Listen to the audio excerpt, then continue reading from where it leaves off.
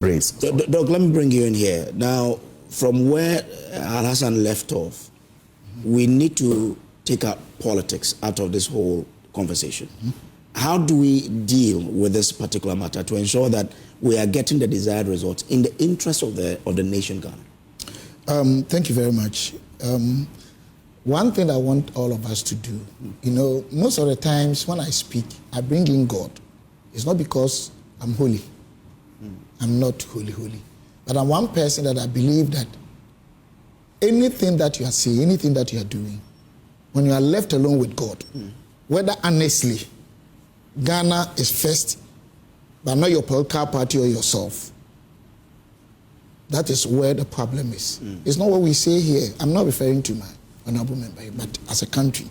When he was talking, he said, if you look at the cathedral issue, he even drew his own conclusion that nobody will say that if we are ABCD hadn't happened. I'm not challenging him. I'm not saying something happened or something did not happen. But we are guided by laws and rules. There are situations in Ghana here that people were, look, what didn't we say about my own brother, Dr. Atufosin? And what happened? I don't know if you understand what I'm saying. Yeah. And that is why the Constitution, the 1992 Constitution of the Republic of Ghana, has made it clear that somebody cannot be guilty until it is proven guilty by a court of competent jurisdiction. So sometimes let us all be very careful about this. Is my point. If we really want to do without politics, then we need to go by the stipulates of the law. Two.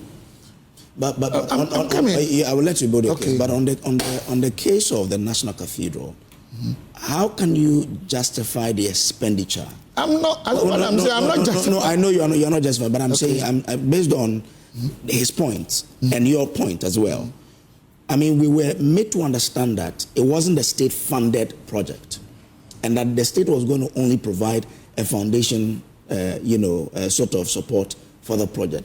But we ended up spending the taxpayers' monies on this project. Isn't it then right for someone to question that?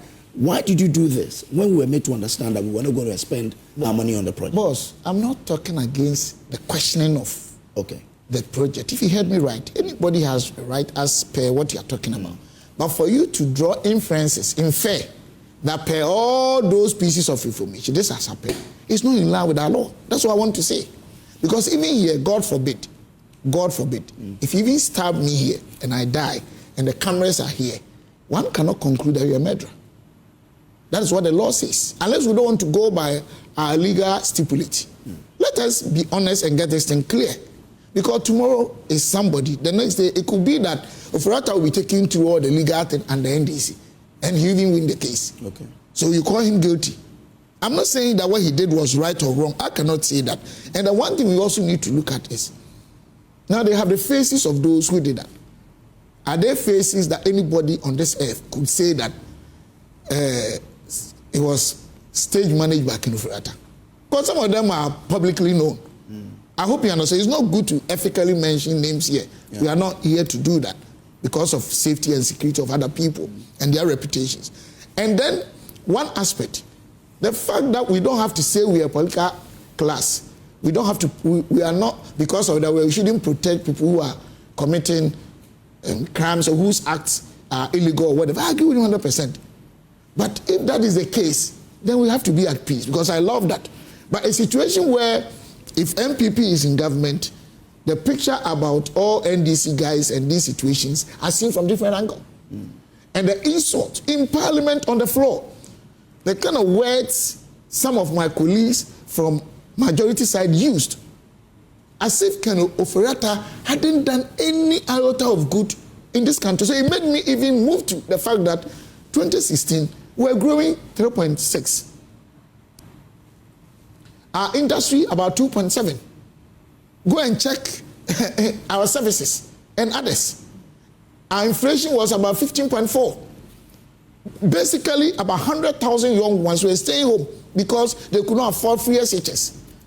When Ken Ofori-Atta took over this country, for the first 3 years, the figures, GDP was running to 7% averagely for 3 years. Inflation had come to 7.5%. You saw how things were going. Poor people had opportunity, whether you criticize the challenges or not, Because the challenges we are talking about, free SHS. I went to secondary school 40 years ago. They were all there. I mean, we're having vacation classes. Aki is alive. Ola is dead. You can call Aki, whether he was not teaching me at home. It didn't mean that my father was illiterate. Our food was not good. People were calling some of the food gas. Even when you pass exams to go to secondary school, they will tell you because of difficulties and challenges, you have to be a day student because there were no beds. I am not saying because of that we don't look at today.